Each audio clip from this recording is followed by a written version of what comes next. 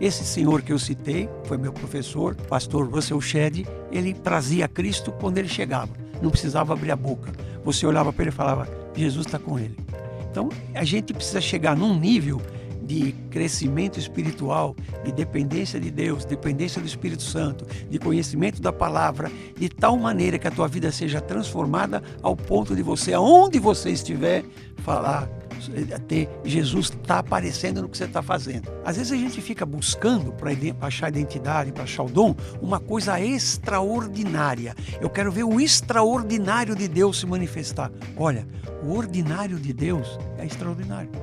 Olá, eu sou Scarlett Porto e esse é o WBM Cash. Aqui nós vamos falar de missões e trabalho, como o reino de Deus pode e deve ocupar as esferas da sociedade, exercendo autoridade e governo através dos missionários corporativos. A WBM ela visa ajudar empresas e negócios a crescerem dentro dos princípios e valores que fazem parte da cultura do céu, a cultura do reino. E hoje nós entendemos que, mais do que ajudar empresas e negócios, nós precisamos trazer uma consciência à Igreja de Cristo sobre como ver o propósito de missões no ambiente de trabalho, como expressão de quem nós somos. Nossa missão é formar missionários corporativos, que vão deter de competências técnicas, comportamentais e espirituais, para com relevância e autoridade, entregar a palavra de Deus de forma estratégica no seu ambiente de trabalho. E falando nisso, já está disponível na nossa plataforma WBM Academy o curso Identidade e Propósito. Esse pode ser o seu primeiro passo para entender o seu lugar no mundo. Clique no link que estará na descrição abaixo e acesse a nossa plataforma agora mesmo.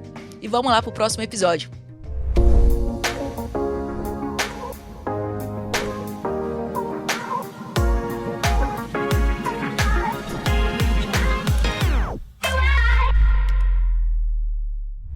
Está começando mais um WBM Cash. Aqui nós falamos de missão e trabalho. Como a igreja pode e deve exercer governo na terra, nas esferas da sociedade. E hoje nós vamos falar sobre um tema muito especial. Nós vamos falar sobre os dons, como nós podemos categorizar esses dons e como usar isso na nossa vida prática, na nossa profissão. Como convidado, co-host aqui, João Fiamengue. Obrigado, bom dia. João Almeida. E aí, galera? Bom dia. E o nosso professor, mestre, pastor, médico. A sua bio é tão grande, pastor, que eu não consigo, não dá nem para escrever, né? Hoje a gente vai ter a chance de ouvir um pouquinho sobre a sua trajetória de vida, como Deus, ao longo desses anos, tem usado você. Mas queria que o senhor se apresentasse para a gente, falasse um pouquinho sobre você. Eu sou João Carlos, tenho 71 anos, sou casado, pai de 3 filhas, a Bibi, a Priscila, que vai agora dia 14 de outubro ser uma pastora, e a Raquelzinha, que está com 21, que é filha da velhice. Sou um pastor da igreja IBVA e sou mestre já há muitos anos. Essa é a minha vida. Você é médico também, né? Sou um médico cirurgião, tenho 47 anos de experiência na área e nunca parei de trabalhar, minha vida sempre foi trabalho.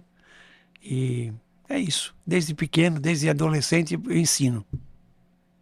Que bênção. Antes até da gente entrar no nosso assunto mesmo principal, eu já tive a oportunidade de sentar muitas vezes com você, tomar muitos cafés e ganhar muitos livros, e eu já ouvi histórias incríveis sobre como Deus usou você dentro de um consultório, quando você atende as pessoas, e eu queria que as pessoas também tivessem a oportunidade de ouvir algo que você já testemunhou como médico, dentro do seu dom ministerial mesmo, e como médico, como que você conseguiu e viu momentos que Deus usou sua vida para abençoar outras pessoas. Olha, existe um dom muito especial, como todos, né? É o dom do evangelismo. Eu não tenho esse dom. Tem pessoas que evangelizam tudo, passa na rua e evangeliza cachorro, poste, gato. Eu não sou assim, o meu dom não é esse. Mas no consultório médico é fácil de você evangelizar, porque o ambiente é propício para isso. De um modo geral, as pessoas te procuram com uma enfermidade, com uma condição emocional, física ou seja lá qual for, e elas estão vulneráveis, né? Estão nessa vulnerabilidade, nessa situação de necessitar de ajuda. É muito fácil você dar a ajuda que ela precisa do ponto de vista médico e fica um campo aberto para você poder usar a palavra do Senhor nisso, né? E Deus já me deu um toque algumas vezes em situações muito que aos olhos humanos assim não eram comuns para que você evangelizasse, né?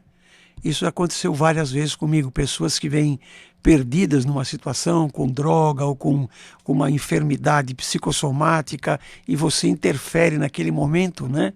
E levando a palavra de Jesus, levando uma palavra de conforto, uma palavra, um conteúdo bíblico, e você vê mudanças na pessoa, né? Eu já vi isso várias vezes. E mesmo em pessoas que já conhecem o Senhor, mas estão desviadas do dia a dia da igreja, do dia a dia do trabalho do Senhor, e você, na hora H, intercede e a pessoa volta para o caminho que deveria ter estado, não ter saído, né? Já tive momentos em que eu senti essa oportunidade e falei, em outros momentos que o Espírito Santo fala com você e você age, né? Uma vez eu me lembro de uma senhora de idade que tinha uma cirrose, uma doença do fígado séria, e tinha ficado hospitalizada, saiu muito debilitada, e quando ela entrou no consultório, sentou, foi muito claro para mim, na minha mente, que, olha, diga para ela voltar à igreja, diga para ela voltar. Eu nunca tinha visto aquela senhora, né? Nunca tinha visto. E, de repente, terminou a consulta, eu dei a medicação correta, orientei como deveria ser a dieta, a medicação. Falei, olha, tem mais uma coisa para você.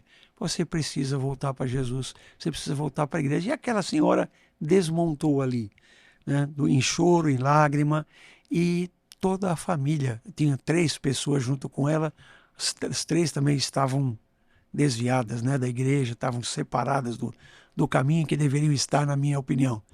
E aí voltou. Então, e semelhante a esse, tem vários casos, né? Vários casos. Como eu fui a vida toda um cirurgião, também é um momento de mais vulnerabilidade ainda. E eu tenho o costume de orar com os meus pacientes antes de operar.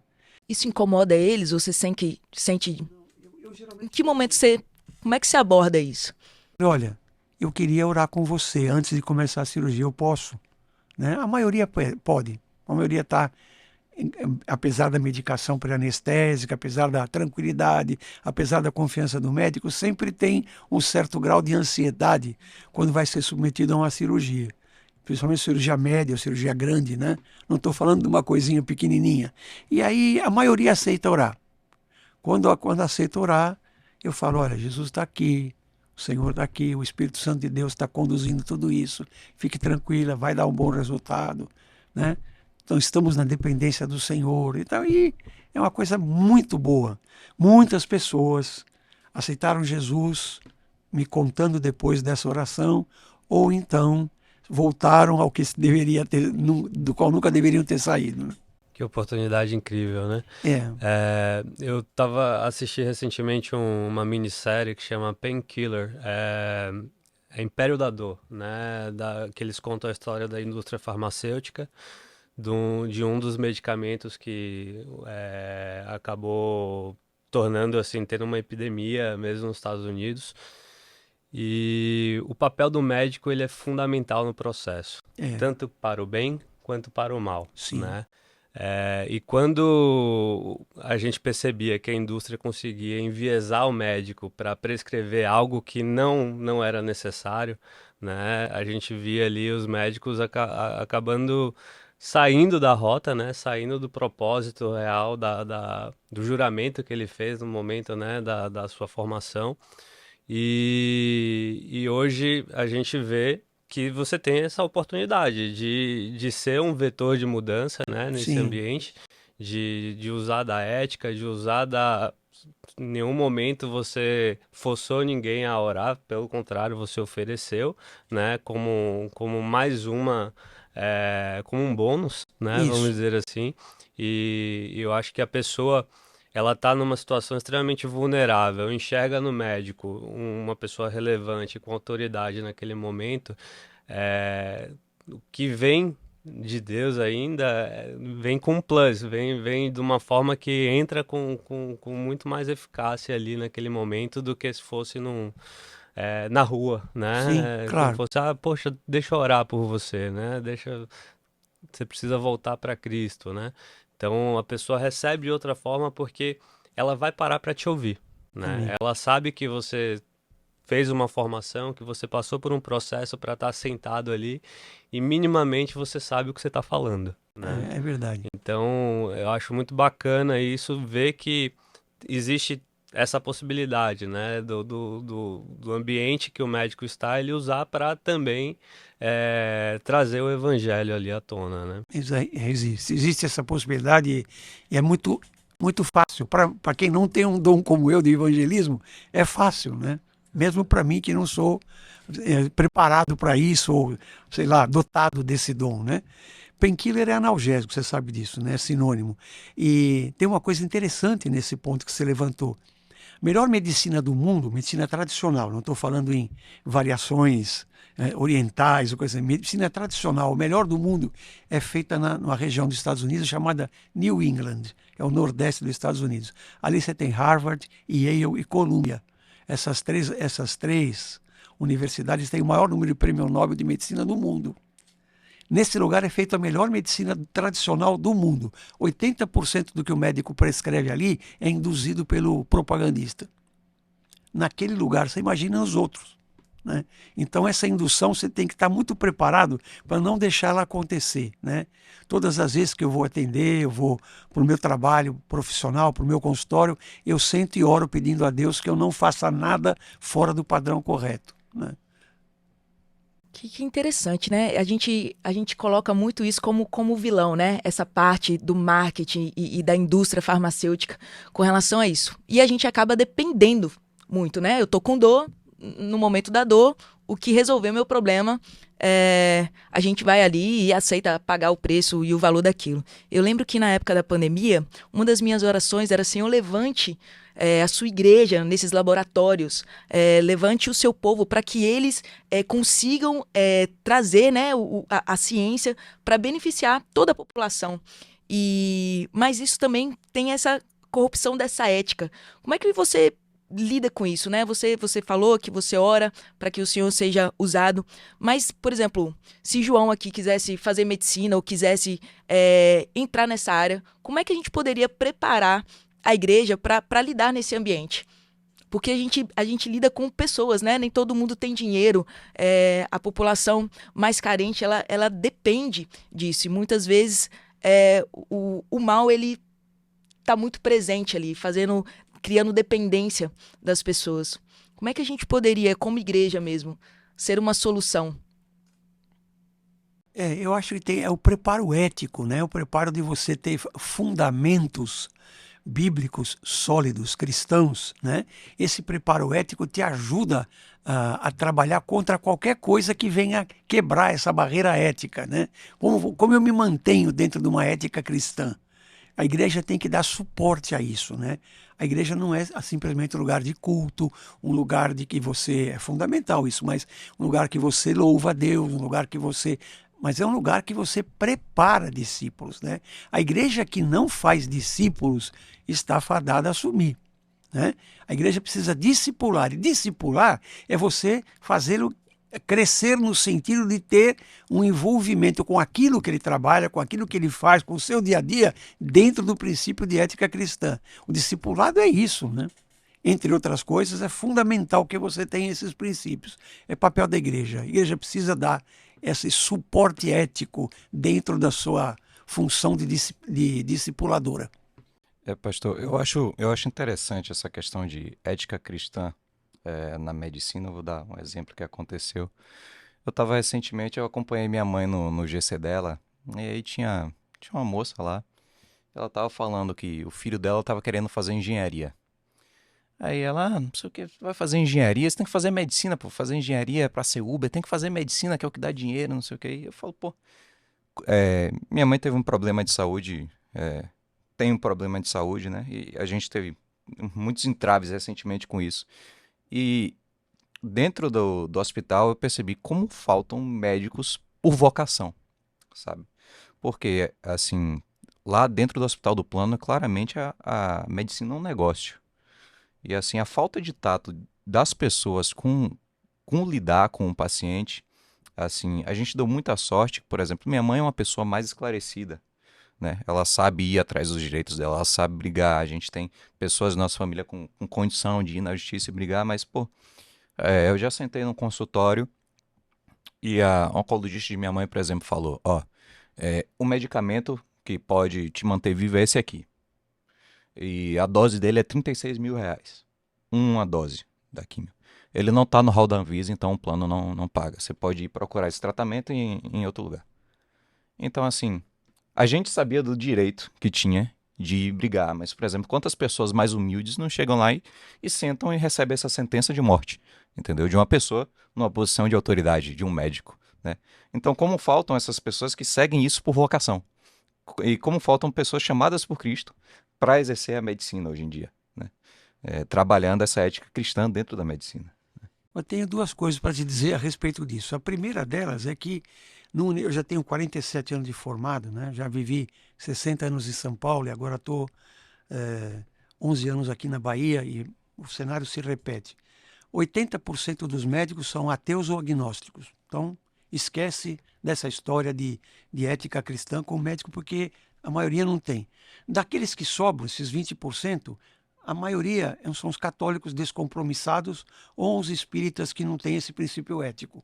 Então vai sobrar uma minoria muito pequena da qual você pode falar de ética cristã. Bom, mas e da ética médica?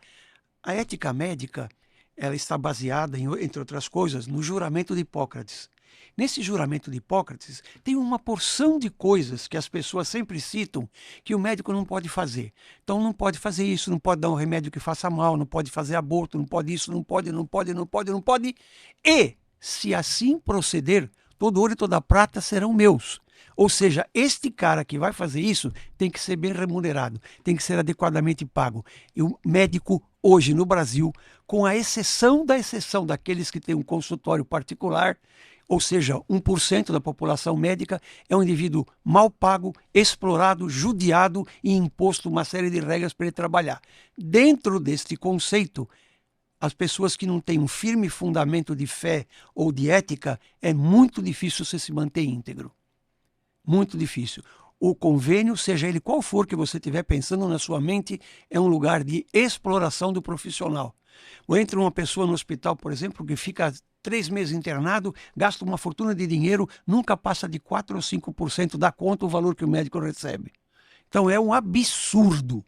Agora, também não justifica, né? Você tem que ter seu princípio ético e estar fundamentado naquilo. Agora, é fácil de perder quando você é muito explorado. O médico hoje é um cara explorado. As pessoas acham que o médico é uma profissão que ganha dinheiro. Não é mais. Não é mais. Já foi. Se você citar um profissional lá do Aliança, 2 lá do Hospital São Rafael, 1 lá do Einstein de São Paulo, claro, são bilionários. Mas constitui quantos por cento da classe médica? Menos de 1%. A maioria é um empregado assalariado que tem 4 empregos e ganha pouco em cada um. Então fica difícil para você ter. Para mim é mais fácil ou menos difícil porque eu tenho a ética cristã junto com esse juramento. Aí é mais fácil. Quem não tem, é muito difícil. Não estou defendendo a classe, não. Eu não sou a favor disso. Eu me resguardei disso na minha vida. Sempre trabalhei com gente humilde, sempre fui funcionário público do SUS e agora, atualmente, eu trabalho em clínicas populares. Eu não quero nem conversa com convênio.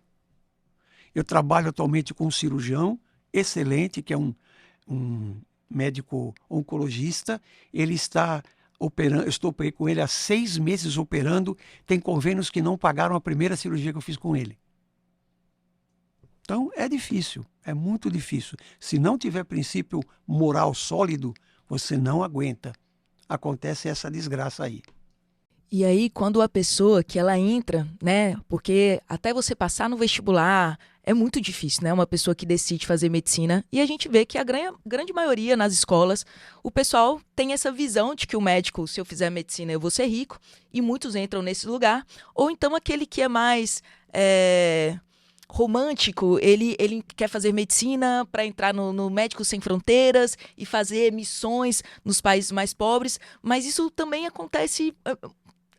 Há muita falha, né, nesse processo. E no final, porque precisa ganhar a vida, porque precisa sustentar, poucos acabam indo quando sonhavam, tinham esse sonho de ser médicos e quando isso não está ligado à sua vocação, acontece uma grande frustração. E é importante a gente entender hoje essa visão que você está trazendo para a gente, porque a gente ainda tem a ideia de que todo médico é rico e de tudo isso.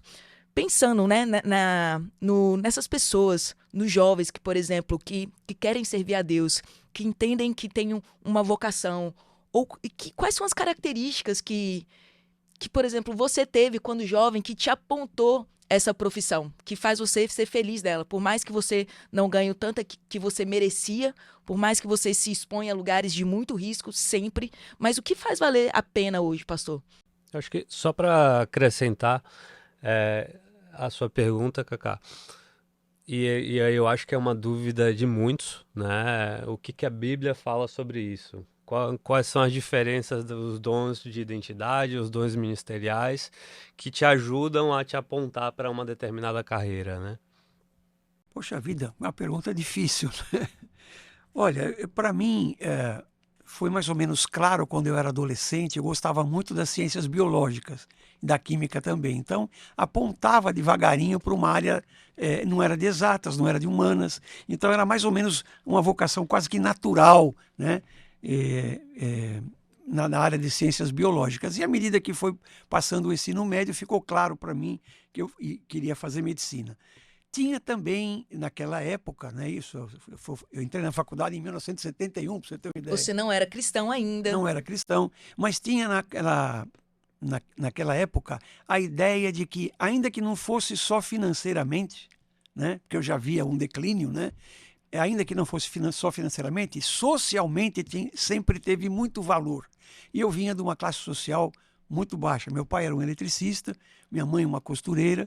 Nós lutávamos com muita força para poder formar os filhos, né? Eu tenho 2 irmãos engenheiros e eu médico, e tudo com escola pública, né? E mesmo a faculdade de medicina foi uma escola do governo. E eu queria ter um acesso social, eu queria melhorar socialmente. E o médico sempre teve esta ideia, né? vamos dizer assim, sempre teve essa projeção social. Então, para mim, eu acho que isso foi um dos determinantes, né? Matéria de enriquecer, não. O que não falta, isso vale para quem é jovem atualmente, o que o médico sempre tem é trabalho. Se você nunca vai faltar emprego, você sempre tem emprego, né? Você sempre vai ter. Então, não é que você vai ganhar rios de dinheiro, não vai. Por exemplo, pega um exemplo prático, fácil, que é assim, você tem 18 anos, entra na faculdade de medicina, você sai, se você não for direto, você sai com 24, você vai fazer uma residência pelo menos de 3 anos, são 27, até você começar a ganhar alguma coisa, você tem 30. Aquele moço que fez administração de empresa com 18, com 22 ele está empregado num banco, faz 8 anos que ele ganha dinheiro e você não. Então, não é por aí, né? O caminho não é esse, né? Você pode ser que você seja um daqueles 1% ou 2% que vai fazer uma especialidade e tal, e vai ganhar muito dinheiro, etc. Pode acontecer. Mas a gente já sabe hoje, como médico, que aquele que tem consultório, que ganha muito dinheiro, que faz parte dessa exceção de médicos muito bem-sucedidos financeiramente, é função do marketing dele, não do que ele sabe. É função do marketing. O que mais impulsiona, o que mais te traz benefícios materiais, financeiros e econômicos é o marketing que o médico sabe fazer. E não aprende na escola. Eu nunca tive uma matéria de marketing. Tem um estudo social que mostra o cara vai comer 2 sanduíches, um Big Mac e um desses hambúrgueres gourmet, né? E aí ele come vendado. Ele gosta mais do gourmet, ele fala, isso aqui é muito melhor. Na hora que ele come o Big Mac, ele reconhece o Big Mac, né? Isso mostra que não necessariamente o melhor produto vai ser o que vai ter mais escala, que vai Sim, alcançar mais pessoas. O McDonald's, com seu marketing, consegue alcançar o mundo e consegue ser identificado de uma forma muito simples, só pelo fato do marketing, né? Fica na sua cabeça ali. O Big Mac, você sabe a receita direitinho com base nas propagandas que passam na TV a vida inteira. E o gourmet, apesar dele ser melhor, ter mais conteúdo ali, ele não necessariamente ele é reconhecido, Isso. né? Então, você vê, isso serve para uma comida, mas também serve para as suas profissões. Não Sim, necessariamente o melhor médico é o que mais aparece, né? exatamente. Às vezes você tem o que coincide as duas coisas, isso é bom, verdade, Exato, né? isso é bom. Mas nem sempre é assim. Nem sempre é assim. Você tem total e absoluta razão. Eu acho que Deus te dá, na minha forma de pensar, um dom que é um dom de identidade. Isso tem muito a ver com a tua própria personalidade, né? Deus conhece como você é formado desde o ventre da mãe, então ele sabe que naquele estilo de personalidade cabe certinho aquele dom de identidade. Tem muito a ver um com o outro. Diria que são dois conjuntos que se interpenetram, né? A intersecção não é vazia. Então, esse dom de identidade impulsiona muito para uma determinada direção, né? O médico é uma pessoa que, quando ele é consciente, firme nas suas posições, seu posicionamento ético, na sua formação moral, em todos os sentidos, ele é uma pessoa que ama, é uma pessoa que gosta de tratar, que gosta de fazer o bem. Naturalmente é assim, né? Por quê? Porque ele tem esse jeito, né? Como o engenheiro tem para cálculo, para resolução de problema, né? O administrador tem uma visão que o médico não tem, engenheiro não tem. Então, é uma coisa natural, né? É um dom que você vai indo no caminho e bate muito com o teu dom, que a gente chama de identidade, que tem muito a ver com a personalidade. Pronto. Pode falar, Desculpa. desculpa. Entrando no assunto, né, agora sobre dons. Em alguns textos, ele fala sobre diferentes tipos de dons. Pastor, conta pra gente um pouco quais são essas classificações desses dons, pra gente entender um pouquinho melhor e como a gente pode ir direcionando isso para dentro do assunto da nossa profissão mesmo, dentro da nossa vocação de trabalho, de serviço ao mundo. Assunto difícil. Pra você. Você tem realmente esses dons de identidade que, entre aspas, são muito relacionados à sua própria estrutura de personalidade, né? E você tem dons que são dados independentemente da tua personalidade. Por exemplo, eu vou citar um exemplo pessoal. Eu sou um pastor mestre, né? Então, eu evangelizo? Sim, não é meu dom. Eu prego na igreja? Sim, não é meu dom. Meu dom é ensinar, né? Meu lugar é para ensinar. E desde pequeno, que eu me considero como gente que eu posso refletir a respeito disso, eu sempre quis ensinar. É uma coisa que veio naturalmente e se confirmou na adolescência, onde eu fazia o ensino médio no meu tempo antigo, chamava-se curso científico, né? Depois virou ensino médio, né? E aí vai. E aí, muito bem. E nessa época eu já fazia o que aqui na Bahia a gente chama de banca, né? Fazia aulas particulares. Eu era bom de matemática, apesar de fazer medicina. Então eu dava aula de matemática, de química, de biologia para as que estavam nos anos anteriores aos meus. Então ali já veio claro que era desse jeito. Quando eu fui para a faculdade de medicina, eu não pagava a escola, era uma escola do governo, eu fiz medicina na USP, então eu não pagava. Mas eu tinha que comprar os livros, não tinha tablet nem baixar no celular as coisas. Então eu tinha que comprar os livros, eram muito caros, muito caros. Para a minha realidade eram caríssimos. Então eu tinha que produzir alguma coisa, eu fui ser professor.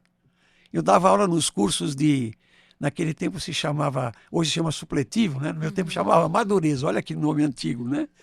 E eu dava aula nesses cursos. E depois, um pouco mais para frente, com mais bagagem de conhecimento biológico e químico, eu fui dar aula nos cursinhos pré-vestibulares. E dali para frente, ficou direto. Então aí você está vendo um dom que tem a ver com a minha personalidade, mas tem a ver também com uma coisa que durante a vida acabou usando, que foi o pastor mestre, né? Então, esse dom de ensino, ele vem do seu dom de identidade ou do seu dom de ministério? Das duas coisas.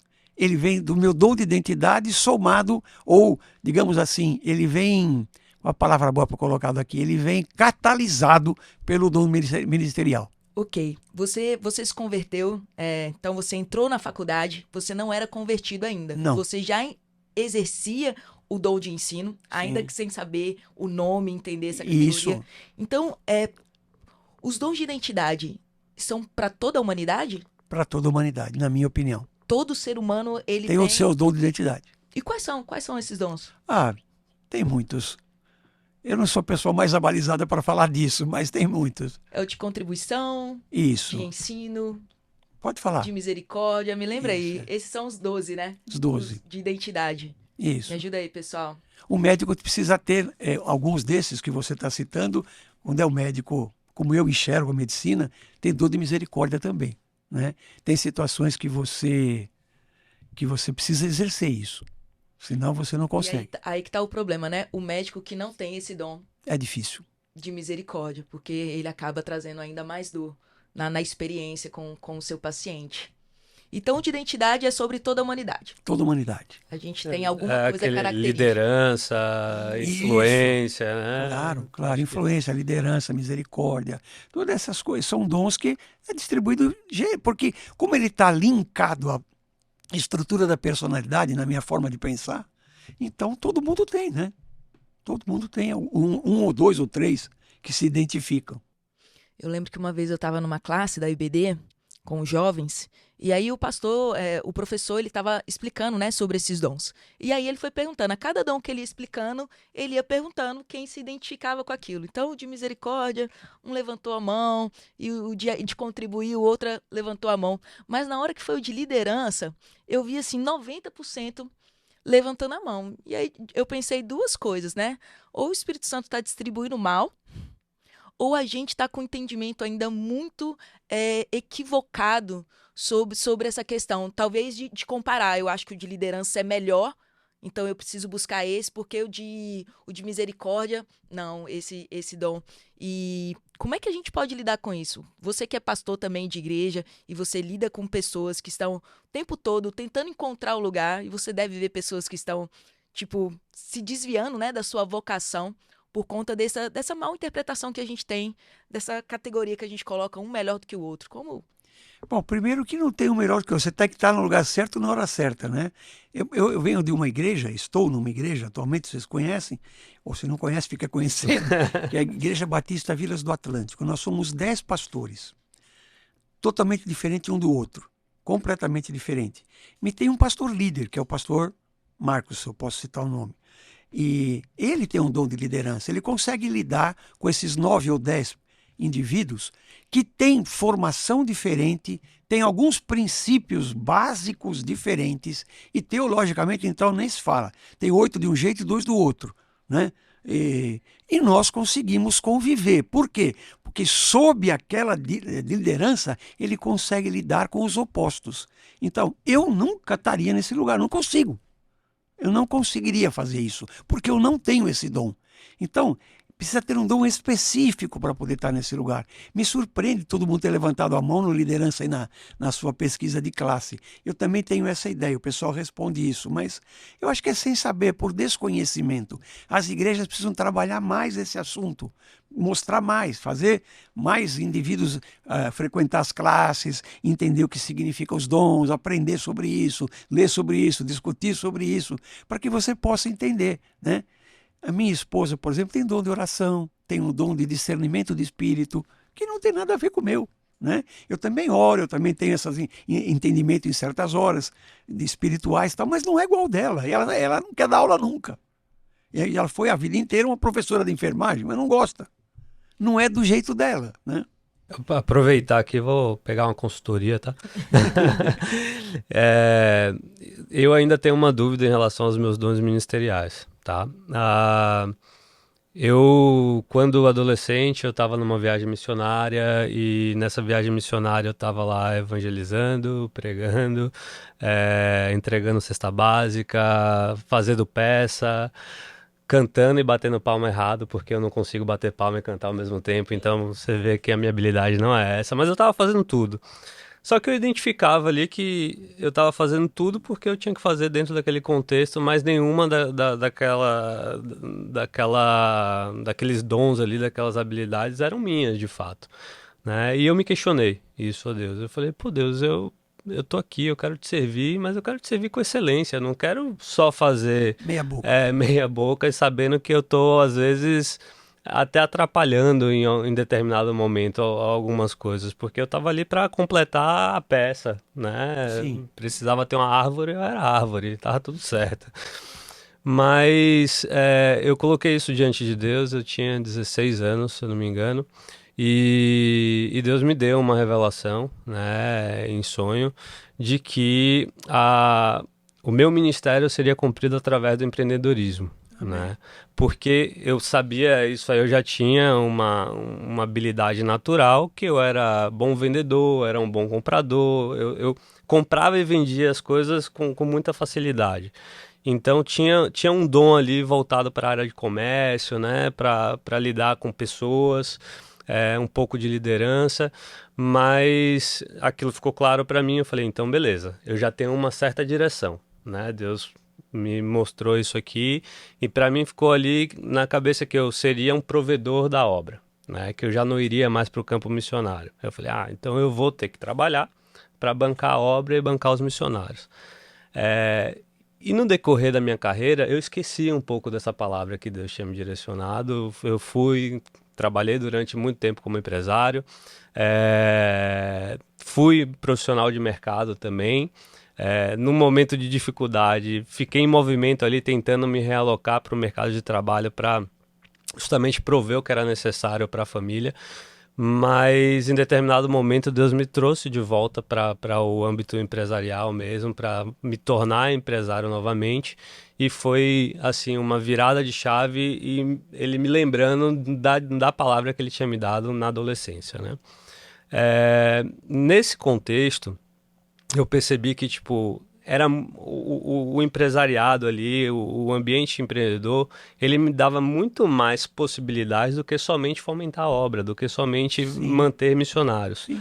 Mas ele me dava um cenário de relevância e autoridade para sentar em algumas mesas que, assim como médico, eu sento em algumas mesas, as pessoas param para me ouvir o que eu tenho para falar, porque eu já tive algum resultado, Sim. né? Então a pessoa quer ouvir, poxa, como é que você teve esse resultado? E com isso eu tenho a oportunidade de testemunhar Cristo sobre minha vida, de mostrar, tipo assim, eu não tenho mérito nenhum.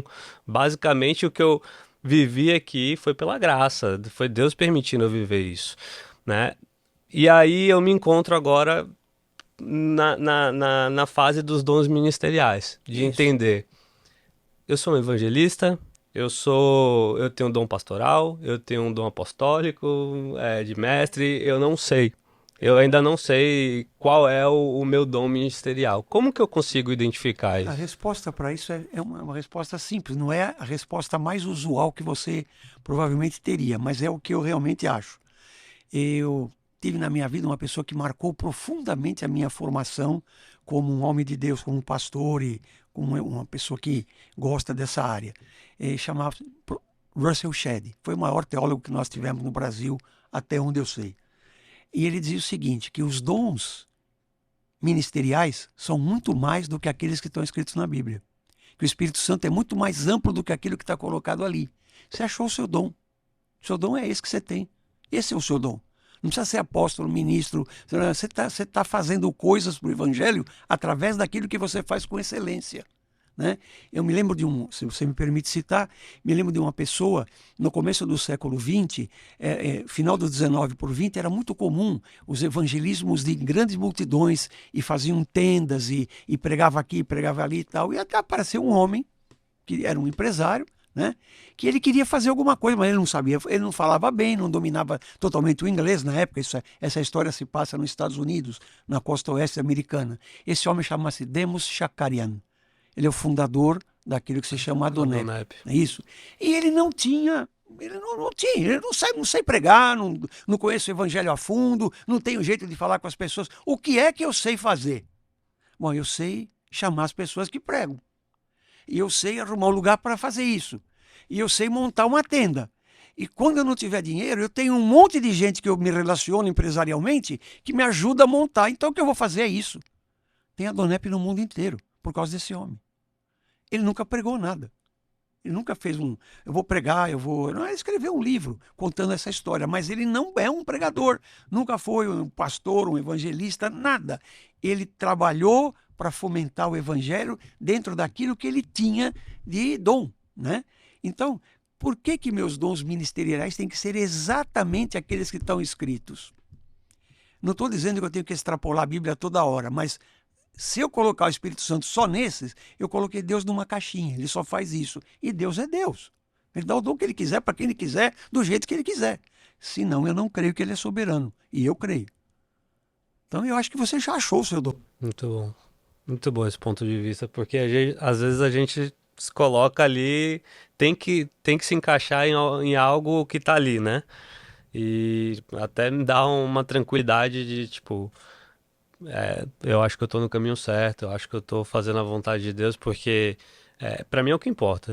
Se eu tiver em obediência a Deus, Amém. mais vale a minha obediência do que o meu sacrifício, né? Sim, claro. Eu acho que me dá uma É isso tranquilidade aí. para caminhar. Amém. Como eu nunca poderia estar num lugar como o seu, eu jamais seria um pastor líder, né? Não consigo isso. Um pastor administrador das finanças da igreja ia falir comigo, não dá certo. Agora, um ponto importante que eu acho que a gente tem aqui características extremamente diferentes. Kaká é arquiteta. João, qual que é a sua formação, João? Eu formo agora em fotografia. Fotografia, o senhor médico, eu sou administrador de empresas. Mas todos nós temos uma missão parecida aqui. Qual que é essa nossa missão aqui que a Bíblia fala, né? O que a Bíblia fala sobre isso? Você vai evangelizar. Essa é a sua missão fundamental. Você tem que mostrar para os outros quem é Jesus Cristo. Algumas pessoas, com o dom de evangelismo, falam disso com naturalidade e encontram os momentos oportunos com muita naturalidade. Outros têm que pregar e falar com a vida. A sua vida tem que falar. Então eu preciso, é o que na Bíblia fala, exalar o bom perfume de Cristo. Eu tenho que chegar, né, e fazer uma diferença com a minha vida. No século 4 por 5, quinto, viveu Agostinho, ou Santo Agostinho, se você prefere. Ele nasceu em 354, viveu até 430. Ele dizia o seguinte: olha, pregue sempre, pregue sem cessar, e se precisar, você fala. Então, como é que esse homem pregava sem falar? Não sei, mas ele pregava. Então, tem outras pessoas que são assim, né? Tem outras pessoas que são assim. Esse senhor que eu citei, foi meu professor, pastor Russell Shedd, ele trazia Cristo quando ele chegava. Não precisava abrir a boca. Você olhava para ele e falava: Jesus está com ele. Então, a gente precisa chegar num nível de crescimento espiritual, de dependência de Deus, dependência do Espírito Santo, de conhecimento da palavra, de tal maneira que a tua vida seja transformada ao ponto de você, aonde você estiver, falar, ter Jesus está aparecendo no que você está fazendo. Ou médico, ou sei lá, qualquer profissão. O dentista, o cara do banco, ou que vende, isso tem que aparecer na sua vida. Então, em resumo, nossa missão aqui é instituir o reino de Deus aqui na Terra, Isso, né? trabalhar para a instituição do reino de Deus. Quer fazer uma pergunta, João? Não, eu ia contar uma experiência que eu fiquei me batendo muito com essa questão do que Deus queria pra mim, assim. Quando eu me converti foi realmente um reencontro com minha identidade, né? Eu sempre, desde moleque, desde pequeno eu sabia mexer em câmera, gostava de tirar foto, fazer vídeo. Só que quando eu fui entrar na faculdade, eu pensei, é muito caro, eu não vou conseguir manter uma profissão dessa, meus pais não têm dinheiro pra investir. E eu fiz 7 semestres de psicologia. No quarto eu descobri que eu odiava psicologia.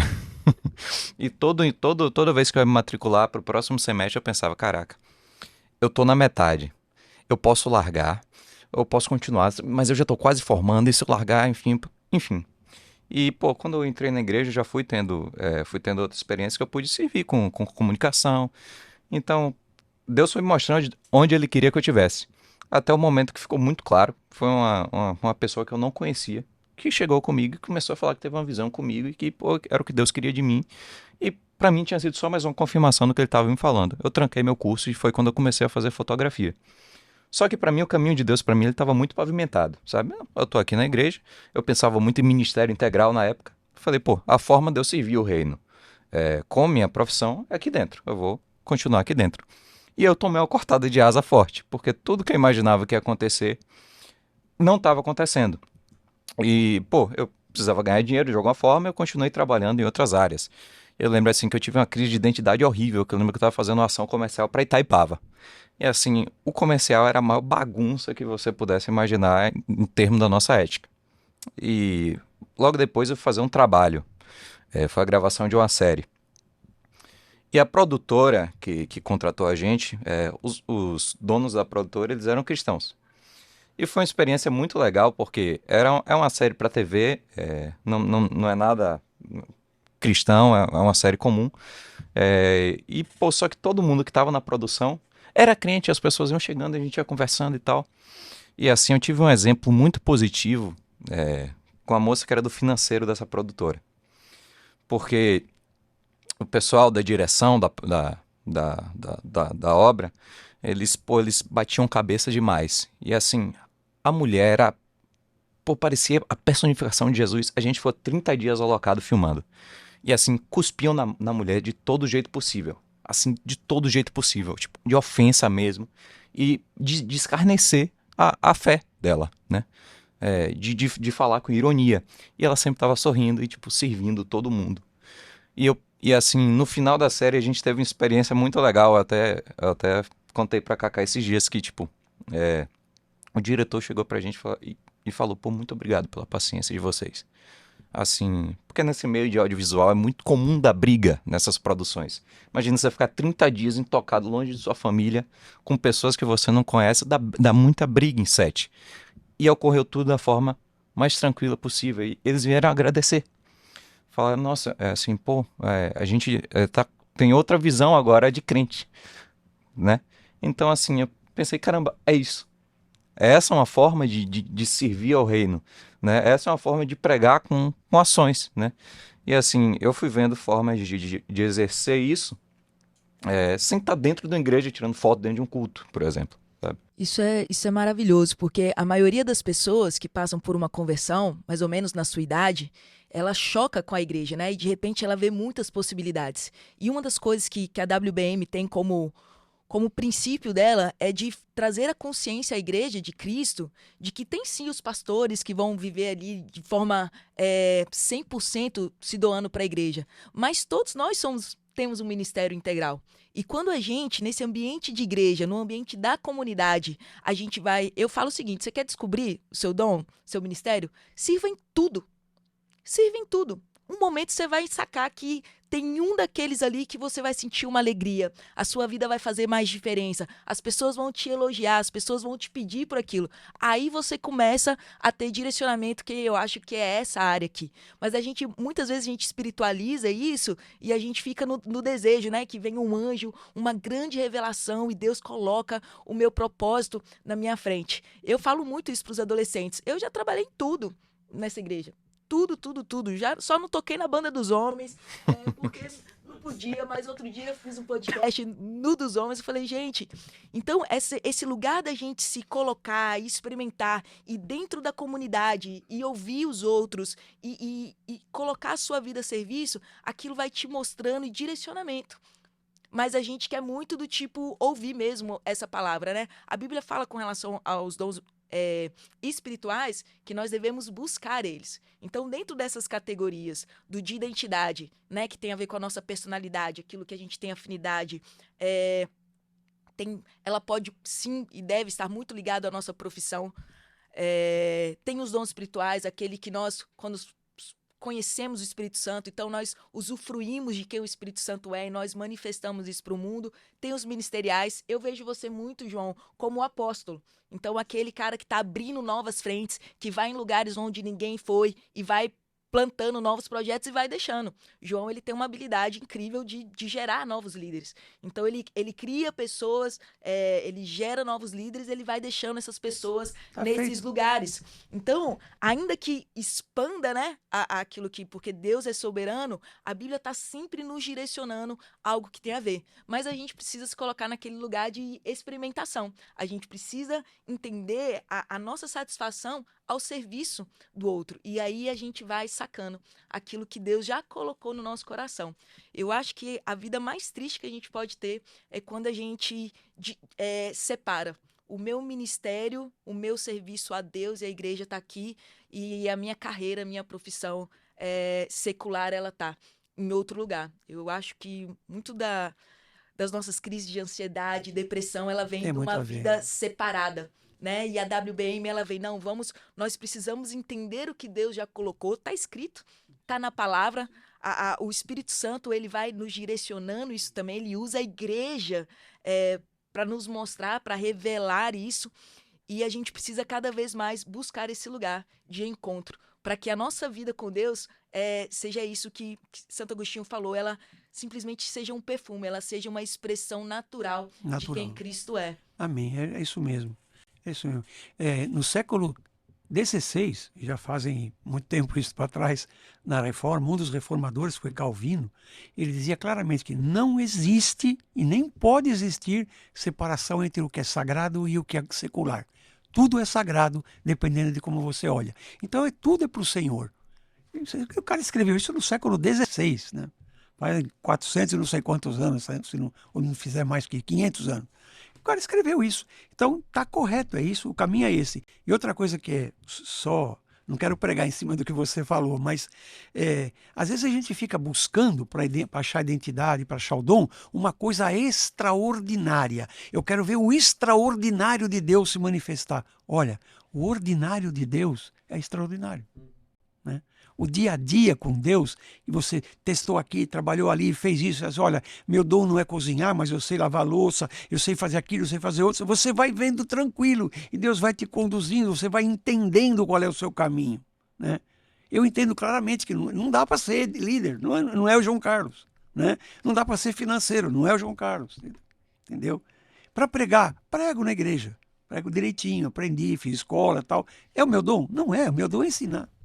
E nós podemos, né, aprender as técnicas. Pode. Então, ainda que não seja... O seu dom, você faz. O meu dom, eu consigo aprender. E eu acho que, né, o que nós vemos batendo forte aqui, nós precisamos desenvolver algumas técnicas. Técnicas de comunicação, de habilidade de liderar outras pessoas, ainda que aquele não seja o meu dom principal. Porque ainda tem os dons secundários, né? E a gente precisa estar ali cuidando de todos eles. Pegando um gancho do que o João estava falando... João, eu vivi isso com a própria WBM, né? Quando Deus colocou no nosso coração a WBM, começar esse ministério, eu estava no auge da minha carreira profissional como empresário, a minha empresa no ano que mais faturou, que mais cresceu, e naquele momento eu fiquei ansioso para largar tudo e viver só da WBM. Né? Eu falei, não, eu estava tão eufórico com aquilo que Deus estava colocando no meu coração, mas não demorou 2 dias.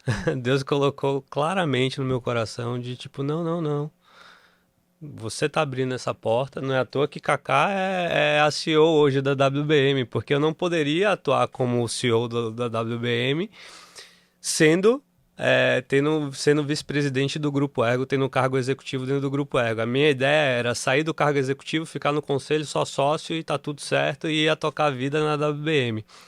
E Deus falou claramente comigo que o Grupo Ergo era o que estava me dando relevância justamente para criar a WBM. Para que outras pessoas olhassem os meus resultados que vinham através do Grupo Ergo e isso fosse uma base, né, para iniciar a WBM, para as pessoas começarem a querer ouvir o podcast, porque, poxa, eu vou conseguir ouvir um pouco a forma de João pensar, eu vou conseguir ouvir a forma de Kaká pensar na WBM, e isso foi ficando claro para mim de que a minha vida era o meu ministério, né? Era uma coisa só. Eu estava tentando separar, fazer essa divisão, sendo que, na verdade, era uma coisa só. Eu não estava vivendo uma vida secular no Grupo Ergo. Pelo contrário. Foi o pontapé inicial para dar mais um upgrade no que Deus tinha aí de projeto pra gente, né? Então é isso. Estamos aqui com o pastor João, foi uma honra, um privilégio da gente. Não só ter você nesse tempo, nesse podcast, já fica aí o spoiler, pastor João, ele vai ser nosso professor de algumas matérias, ele vai falar mais a fundo sobre essa questão dos dons ministeriais, a classificação deles e como você pode entender isso melhor para sua vida, para dentro do seu contexto. Pastor João também vai dar uma aula também para a gente mais profunda sobre trabalho e fé, como a gente consegue vincular tudo isso e tantas outras coisas, né? Ele é especialista em história da igreja e vai ser uma bênção ter você com a gente. Obrigado mesmo por tudo, por esse tempo. E eu quero te pedir 3 coisas. Como você é o homem que tem mais conhecimento sobre qualquer coisa, e eu não tô falando, não tô. Ó, por curiosidade, Pastor João é saxofonista, baterista de jazz, jogador de rugby. O que mais, pastor? De futebol. De futebol. Você não tem ideia de quem é esse homem sentado aqui com a gente. Então, assim, fora a expressão do carinho e do amor de Deus, você tem sido uma pessoa que tem me pastoreado, discipulado, e para mim não tem honra maior de ver a expressão de Jesus através da sua vida, de conhecer os seus testemunhos e de viver tudo isso. E aí eu quero te pedir uma última coisa. Eu quero Você é o cara que mais lê que eu conheço. E já tive o privilégio de ganhar muitos livros também. Trocamos livros. Trocamos livros. Quais são os seus 3 principais livros? E que você poderia dar indicação para quem está ouvindo a gente, como um material de transformação mesmo. Seus favoritos. Meus favoritos. O número 1 é O Conhecimento de Deus, de J.I. Packer. Deixa eu anotar. Anota aí. Eu acho o melhor livro que eu já li. Claro, isso do ponto de vista cristão, né? Não estamos aqui falando dos meus livros médicos.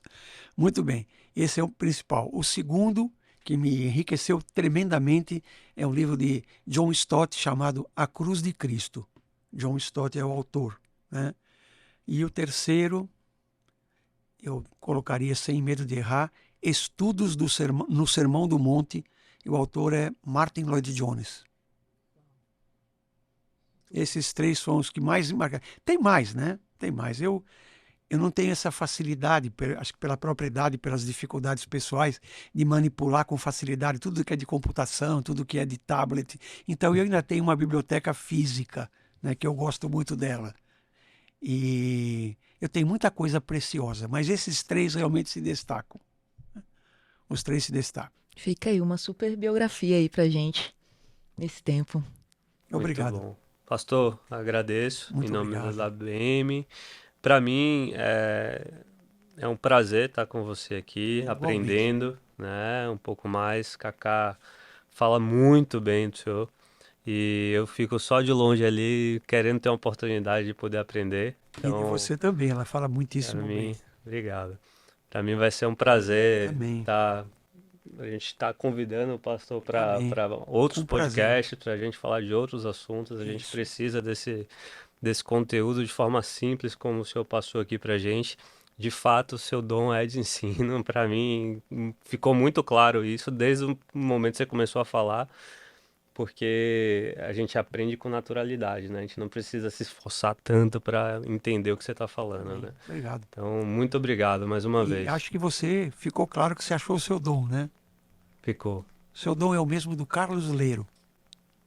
É uma pessoa que tá sendo uma espécie de mentor para mim Muito atualmente. importante. Às vezes eu prego numa igreja muito simples que tem aqui no bairro de Aracuí, numa área muito pobre, muito cheia de coisas espiritualmente ruins. É uma igreja simples, de 200 pessoas, todos de classe média para baixo, bem para baixo.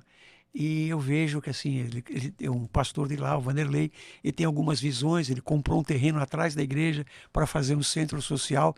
E eu falei, olha, eu vou fazer. Eu falei, pastor, com que dinheiro? Ele falou, Carlos Leiros falou que eu posso fazer por etapas e ele vai me ajudar. Que legal. Então isso é uma coisa abençoadora, né? Você imagina, ele vai ser aquele que fez, ele está lá na outra América fazendo aqui uma obra social, né? Quantas pessoas vão estar ali, vão ser evangelizadas no consultório, no atendimento? Infinitos, né?